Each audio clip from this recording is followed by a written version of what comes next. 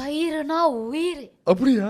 ஆமா, 15 வருஷமா நான் தயிர் சாதம் தான் சாப்பிட்டு வளர்ந்தேன். Oh my God. லஞ்சுக்கும் தயிர் சாதம், நைட்டுக்கும் தயிர் சாதம். அப்ப என் கட்டு எப்படி இருக்கும்னு யோசிச்சு பாரு. ஏன் தயிர் நல்லதுன்னு நினைக்கிறீங்க? இது வந்து ப்ரோபயோட்டிக் ப்ரோபயோட்டிக்னா என்ன? பண்ற ஒரு பாக்டீரியா. சோ நம்ம கட் நம்ம நல்லா சாப்பிட்டா நம்ம மைண்டும் நல்லா இருக்கும், நம்ம மைண்ட் நல்லா இருந்தா நம்ம வாழ்க்கை நல்லா இருக்கும். சோ டாக்டர் பால் சொல்ற மாதிரி கட் ஹெல்த்தை பாத்துக்கங்க. அவ்வளவுதான், பாட்காஸ்ட் முடிஞ்சிச்சு. 100 ட்ரில்லியன் கோடி இருக்கு. அவ்வளோ பாக்டீரியா தேவையா நமக்கு? அவ்வளோ பாக்டீரியா இருக்கு உங்க குடலுக்குள்ள. அவ்வளோ சாவர பாக்டீரியா வரைக்கும் அவ்வளோ இருக்குமா? சாவறதுக்கு அப்புறமும் இருக்கு. சாவறதுக்கு அப்புறம் நம்ம பாடியே போயிடுமே. ஆனா அதுல இருந்து பாக்டீரியா அடுத்த பாடிக்கு போயிடும். It will get transmitted to the environment. The bacteria will outlive us and they came to us even before us. So அதனால தான் ஒரு சின்ன குழந்தை வந்து வெளியே வரப்ப பாக்டீரியா அப்படியே வெளியே வந்து வெயிட் பண்ணிட்டு இருக்கு, எப்படிடா நம்ம வந்து இந்த குழந்தைக்குள்ள போகலாம் அப்படின்ட்டு.